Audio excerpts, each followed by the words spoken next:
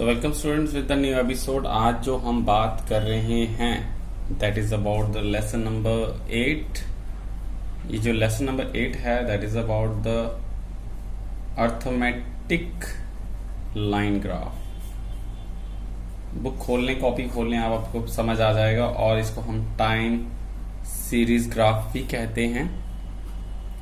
तो ये बड़ा इजी सा कंसेप्ट है, बड़ा छोटा सा चैप्टर है। इसमें हम ज्यादा कुछ नहीं करेंगे। इसमें जो मेन चीज आएगी हम उसी के बारे में डिस्कस करेंगे। बट मैं फिर भी आपको सब कुछ समझा दूंगा, आपको बता दिया जाएगा इस चैप्टर में जो हमें कि क्या आने वाला है और क्या नहीं आने वाला। अगर लर्निंग ऑब्जेक्टिव की बात करें हम इस चैप्टर से क्या सीखेंगे, तो सबसे पहले हम जो सीखने वाले हैं that is about the one way graph and two way graph. अब बात करें ग्राफ होता क्या है। अब ग्राफ जब वर्ड ही यूज है ग्राफ, तो आपको आई होप आपने 10th में भी पढ़ा होगा। ग्राफ जो होता है वो एक इस तरह से एक कोऑर्डिनेट्स रहता है जहां पे हम लोग क्या कहते हैं, this one is X positive, this one is negative X, this one is Y positive and this is negative Y. जब भी हम अपने ग्राफ बनाते हैं हम हमेशा एक्स और वाई एक्सिस लेते हैं पॉजिटिव, इस तरह से। जितनी हमने हिस्टोग्राम बार डायग्राम्स की बात की, बट अगर हम उसको एक्सटेंड करते तो शायद ये इस तरह से आपको ये डायग्राम देखने को मिलेगी। तो ये इस तरह से होता है। अगर इसकी बात करें this is coordinate 1, this one is coordinate 2, coordinate 3 and 4 and this is a point of origin. Remind that इसको 0 से डिनोट किया जाता है। This is a point of origin. अब बात करें कि किस तरह से ये जो ग्राफ बनता है, ये आपको पता ही है पॉजिटिव और नेगेटिव का। अगर इसके बात करें सबसे पहले जो आप अपने बुक्स में देखें तो सबसे जो हमारा टॉपिक है that is about the rules for constructing graph. Graph को कंस्ट्रक्ट करने के क्या रूल्स हैं, यानी कि क्या रूल्स हैं उनके बारे में हम बात करेंगे। तो नॉर्मली रूल्स क्या हैं ये एग्जाम में नहीं आएगा, बिल्कुल ही रिलैक्स रहें इस चीज के लिए, क्योंकि सीबीएसई भी इस चीज को नहीं देती। बस ये बताया जाता है कि कैसे कंस्ट्रक्ट किया जाता है ग्राफ जो आप बनाते हैं वो कैसे कंस्ट्रक्ट होता है। सबसे पहले आप पॉइंट देख लें, आपकी बुक में क्लियरली दिया हुआ है। The very first one is the heading, कि इस जो भी आप ग्राफ बनाते हैं उसकी हेडिंग होनी चाहिए। Second that is about the choice of scale, कि कितना, जैसे कि आप यहां पे रखते हैं 10, 20, 30 या 5, 10, 15। तो जो स्केल आप लेते हैं, ये जो साइज लेते हैं, तो ये कितना लेना है उसके बारे में। प्रोपोर्शनेट्स ऑफ एक्सिस, हमेशा प्रोपोर्शनेट्स की बात करें तो प्रोपोर्शनेट्स क्या होता है, जितना एक्स एक्सिस उतना वाई एक्सिस। देखिए इस तरह से बिल्कुल अच्छा नहीं लगेगा कि आप एक छोटा लें और एक बड़ा लें, ये ग्राफ अच्छा नहीं लगेगा। ऐसा भी अच्छा नहीं, यहां से ज्यादा हो यहां से छोटा हो। तो बेटर क्या रहता है कि दोनों एक्सिस जो हैं हमारे ऑलमोस्ट इक्वल हो तो ग्राफ अच्छा दिखता है। तो this one is the right, this one is the wrong. Fourth one करें method of plotting a point. तो पॉइंट कैसे प्लॉट किया जाएगा आपको पता ही है। ग्राफ पे पॉइंट्स जहां पे भी जो आपके बनेंगे उनको पॉइंट्स हम लगाते हैं, और पॉइंट्स को लगाने के बाद हम इसको ज्वाइन कर देते हैं पॉइंट्स को, तो हमारे ग्राफ रेडी होता है। लाइंस ऑफ डिफरेंट टाइप्स, अगर एक ही ग्राफ में हम दो या दो से ज्यादा अगर हम लोग चीजों को इंडिकेट करें, like this is a production of wheat और प्रोडक्शन ऑफ राइस, तो हम उसको इंडिकेट करते हैं विद द डिफरेंट लाइंस। इस तरह से हम अलग अलग लाइंस को यूज करके हम उसको डिफ्रेंशिएट कर सकते हैं। Table of data, table of data जो भी टेबल्स होता है उसका हम टेबल नीचे मेंशंस कर देते हैं, वो भी चीज क्लियर होती है। Use of false line, false line क्या होता है कि अगर सपोज कीजिए कि ये होती है फॉल्स लाइन, जैसे ये एक्स एक्सिस पे ये ऐसे आपको दिख रहा होगा रिवर्स वी, इसको रिवर्स वी भी कह सकते हैं, या आप पहाड़ जैसे देख रहे हैं। And these are the parallel lines, इनको क्या कहते हैं हम फॉल्स लाइन। फॉल्स लाइन कहां होती है, जब आपका कहीं डेटा 10, 20 एंड 20 लाख हो। तो अब 20 to 20 लाख के लिए आप ग्राफ नहीं बनाएंगे, आप इसी में 10, 20 एंड आफ्टर जो होगा वो 20 लाख का ग्राफ सीधा जंप कर सकते हैं। तो जो जंपिंग पॉइंट होता है इन दोनों में, अगर आप वाई एक्सिस में जंप करना चाहते हैं, एक्स एक्सिस में जंप करना चाहते हैं, तो इसके लिए आपको क्या कहा जाता है, फॉल्स लाइन बनानी पड़ती है, जिसके थ्रू आपको क्या इजी रहता है कि आप लोग ज्यादा ह्यूज डेटा हो, अब 10, 20, 30, 40, 50 करेंगे तो इतना 20 लाख तो काफी दूर चला जाएगा। तो आप फॉल्स लाइन को यूज करके भी इसको कवर अप कर सकते हैं। And the last line to draw a line on the curve after joining these points, सारे पॉइंट ज्वाइन करने के बाद आप इनकी लाइंस को ड्रॉ कर दे तो आपका ऑटोमेटिकली ग्राफ बन जाएगा। अब ग्राफ की अगर बात करें, हम ग्राफ की अगर बात करें तो हम इस चैप्टर में क्या पढ़ने वाले हैं, ग्राफ दो तरह के होते हैं, बस यही एक क्वेश्चन है जो आपको पेपर में आएगा, जो आएगा आपको, that is about the one variable graph, और दूसरा आएगा टू वेरिएबल या टू वे ग्राफ। इसको वन वे ग्राफ भी कहते हैं और एक को टू वे ग्राफ भी कहते हैं। हम इन दोनों को इस तरह से हम लेके चलते हैं। Just hold on. So students, अगर वन वे वेरिएबल्स की बात करें, वन वे ग्राफ की बात करें और टू वे में बात करें, तो इसमें सिंपल सी चेंजेस क्या आती हैं। वन वे जो होता है उसमें क्या होगा, जो लाइन होगी वो सिंगल रहती है। इस तरह से कोई भी डेटा होगा, जैसा भी डेटा होगा उसके बिहाफ पे ये बनेगा, और ये बनने के बाद आपकी जो लाइन रहेगी वो सिंगल रहेगी। जबकि अगर टू वे की बात करें तो हमारी एक ही ग्राफ पे जब लाइंस डबल हो जाएंगी, अब डॉटेड कर सकते हैं हम इसको किसी भी तरह से, तो ये टू, और मल्टीपल भी बन सकते हैं। अगर एक ही ग्राफ पे आपके तीन आ जाते हैं तो इस तरह से हम कहते हैं one variable and two variable. अगर बात करें हम नेक्स्ट क्वेश्चंस की, तो आपके क्वेश्चंस देखें, लेट इट बी, यहाँ पे हमें दिया हुआ प्रोडक्शंस। अब यहाँ पे एक क्वेश्चन आपको इस तरह से दिया जाएगा, लेट इट बी यहाँ पे ऐसा दे दिया जाए, दिस वन इज मंथ, ठीक है, यहाँ पे देख लें आप, ये let it be this one is month, यहाँ पे मंथ दिए हैं एंड नीचे प्रोडक्शन दी है।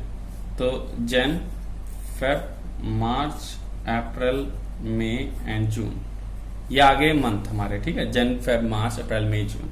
और यहाँ पे दिया 5, 7.5, 5, 10, 12.5, this one is 12.5 and this one is 15। Okay, so यहाँ पे मैं लिख लेता हूँ 12.5, इसको कट कर देते हैं। सो अब ग्राफ कैसे बनेगा, अगर आप ग्राफ बनाएंगे तो ये वन वे वेरिएबल है, आपको यहीं से दिख जाएगा। तो आपको यहाँ इसलिए दिख रहा है क्योंकि आपने इसमें एक ही डेटा मेंशन करना है। तो आप क्या करेंगे, आप नीचे मंथ लेंगे ऑन एक्स एक्सिस, और यहाँ पे आप प्रोडक्शन ले लेंगे। यहाँ पे वही Jan, Feb, March, April, May and June, that this one is 5, 10 and this one is 15। तो जन में कितनी थी, 5 की प्रोडक्शन थी, तो आप यहां से डॉट करके इसको सर्कल कर लेंगे, ठीक है। In the case of Feb, Feb में कितनी थी हमारी 7.5, अब 7.5 पे जाके सर्कल करेंगे। Then after 5 again in the month of March, this one is 5। After that in the month of April it's 10, तो आप 10 पे सर्कल करेंगे। Then 12.5, this one is 12.5 and lastly 15 is there, तो this one is 15। And after plotting this points, इस point को plot करने के बाद आप क्या करेंगे, इस पॉइंट से हर पॉइंट को वन बाय वन, चाहे तो फ्री हैंडेड कर्व बना लें या कुछ भी कर लें, तो आप इस तरह से कर्व को ज्वाइन करेंगे, तो ये हमारा क्या बन जाएगा, this one is a graph. और इसको हम क्या कहते हैं, that is called the one way graph और one variable graph. One variable मतलब एक ही चीज लिए। अगर हम इसी ग्राफ में लेट इट बी प्रोडक्शन के साथ, इसी के साथ, अब मैं यहाँ पे फोटो चेंज कर रहा हूँ, प्लीज आप इसको उतार लें। इसको उतारने के बाद आप हाफ स्लॉट ऊपर लिख लें, जो आपको स्टार्टिंग में फोटोज और लास्ट में फोटोज है। मैं पहले इसका फोटो भी आपको क्लिक करके दे देता, लेकिन आप क्या करें, इसको उतार लें। अब सेकंड की बात करें, अगर इसके साथ लेट इट बी यहाँ पे सेल भी दी होती, सेल, तो अगर सेल होती तो इस तरह से वो ग्राफ क्या बन जाता, टू वे बन जाता, जैसे 7.5, 10, 7.5, 12.5, 15 एंड 17.5। तो आप इसी ग्राफ पे यही चीज जन, फेब, मार्च, अप्रैल फिर से करेंगे, तो आपका क्या आएगा, इजीली आ जाएगा। जैसे 7.5, let this one is there, 10, then 7.5 again, let then 12.5, then after 15 and let this one is 17.5। तो आप इस न्यू लाइन को डॉटेड लाइन शेड डिफरेंट कर दें ताकि ये दोनों इंडिकेट अलग हो। तो अब ये क्या बन गया, टू वे वेरिएबल ग्राफ बन गया, जहां पे आपको एक साथ दो लाइंस देखने को मिली। तो आप वीडियो पॉज करके भी देख सकते हैं। इसका रेजोल्यूशन ऑब्वियसली मैंने बढ़ा के रखा है, तो इस चीज का आप बिल्कुल फायदा रहे। तो आपके जो सिलेबस में जो आएगा, जो आपके एग्जाम में आएगा, वन वे वेरिएबल और टू वे वेरिएबल्स ही आने वाले हैं, और इसके अलावा कुछ नहीं आएगा। तो ऐसे ही एक क्वेश्चन आएगा, आपको कहा जाएगा प्लीज कंस्ट्रक्ट अ ग्राफ, तो यही चीज आएगी। इसकी जो हम रूलिंग की बात करें, रूल्स ऑफ कंस्ट्रक्शंस की बात करें, या मेरिट्स एंड डीमेरिट्स की बात करें, ऐसी चीजें इसमें नहीं आएंगी। और ये जो प्रेजेंटेशन ऑफ डेटा में हमने 3 चैप्टर्स करे हैं, तो इन चैप्टर्स की अगर बात करें तो इसमें ज्यादातर जो है आपका टेबुलर प्रेजेंटेशन में से ज्यादा चीजें आती हैं, हिस्टोग्राम और बार डायग्राम में से आती हैं, पाई डायग्राम आती है। तो ये इंपॉर्टेंट कंसेप्ट है। अगर आप याद तक आपने नहीं देखी वीडियो, प्लीज उस वीडियो को देख लें। और इस चैप्टर में से अर्थमेटिक लाइन ग्राफ में से सिर्फ वन वे और टू वे ही आता है, रिटर्न कंसेप्ट नहीं आता है। ठीक है, तो आप इसको हल्का सा रीड आउट कर लें, जितना आपको पढ़ाया गया आपका चैप्टर में वही चीज आपको आएगी। फिर भी हम इसके जनरल रूल्स की बात करें, constructions of a diagram and the graph, फिर भी आप बुक प्लीज ओपन कर लें एक दफा। तो 1 by 1 पॉइंट्स एक्सप्लेन किए गए हैं यहाँ पे। अगर 1 by 1 पॉइंट्स की बात करें तो आप प्लीज देख लें। That is the very first one is about the proper size. तो मैंने क्लियरली बताया कि इसके जो होते हैं प्रॉपर साइज में होना चाहिए, प्रॉपर हेडिंग होना चाहिए, प्रॉपर स्केल होना चाहिए। जो साइज आप ले रहे हैं 5, 10, 15 जन, फेब, मार्च, तो उनकी स्केलिंग प्रॉपर होनी चाहिए। यूज ऑफ साइन और कलर ओनली, साइन करें या कलर को ही आप यूज करें। वर्ड्स को कम यूज करें और फिगर्स को ज्यादा यूज करना है। ड्रॉ द बॉर्डर, बॉर्डर को भी ड्रॉ करना है। आप चाहें तो इसके चारों तरफ बॉर्डर भी यूज कर सकते हैं। सिंपल बनाएं, आराम से सिंपल सा एक डायग्राम बनाएं, इसमें कोई ज्यादा कंफ्यूजन ना क्रिएट करें। लेफ्ट टू राइट और बॉटम टू हाइट पे जाएंगे, तो बॉटम टू टॉप और left to right, this one is a left, this one is a right. तो हमारा डायग्राम इस तरह से जाती है और नीचे से ऊपर को जाती है, तो हम कहते हैं कि left to right and bottom to top. Statement of the data, जो डेटा है वो ऑब्वियसली क्लियरली स्टेटेड होना चाहिए। ये अट्रैक्टिव और इफेक्टिव दिखना चाहिए, ताकि ये क्या है, एक कंस्ट्रक्शन ऑफ ग्राफ के रूलिंग है।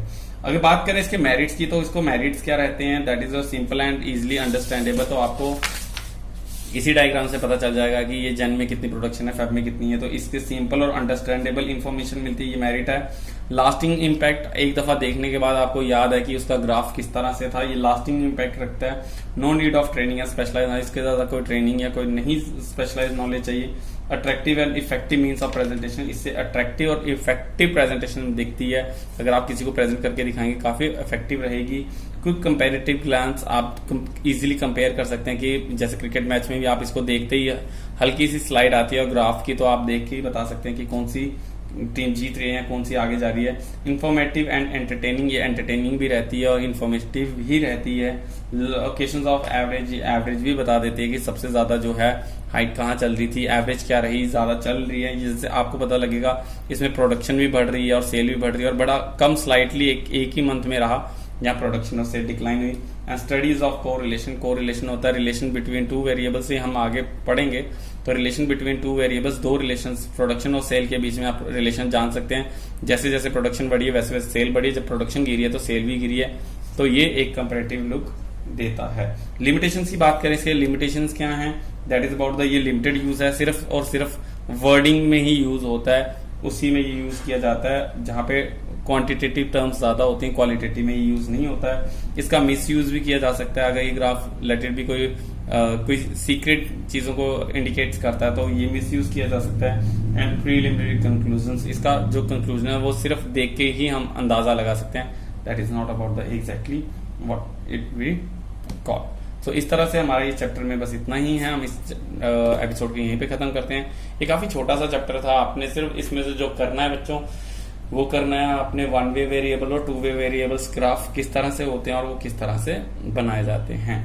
तो आई होप आपको ये चीज समझ आ चुकी होगी। इसका रेजोल्यूशन बढ़ा सकते हैं। 1080 पे मैं वीडियो फुल एचडी पे बना रहा हूँ। तो फुल एचडी का मतलब आपको क्लियर है कि फुल एचडी मीन्स आप हाई डेफिनेशन कर सकते हैं, ताकि इसको आप क्लियरली देख पाए। So don't be bother about that. Live streaming के बाद भी आप इस वीडियो को देख सकते हैं। अपना कमेंट बॉक्स में नाम डालना ना भूलें, ताकि आपकी अटेंडेंस मार्क की जा सके। अगर आप डीएसएस से नहीं हैं तो प्लीज आप अपना नाम और स्कूल और अपना व्हाट्सएप नंबर भी हमें दे सकते हैं। सो आई होप आपको ये वीडियो पसंद आई होगी, आपको समझ रही होगी इन्फॉर्मेटिव। नेक्स्ट चैप्टर हम करेंगे अपना न्यूमेरिकल्स। तो आज के लिए इतना ही रखते हैं। नेक्स्ट एपिसोड में हम अपने नेक्स्ट चैप्टर को स्टार्ट करेंगे। Till then bye bye, take care.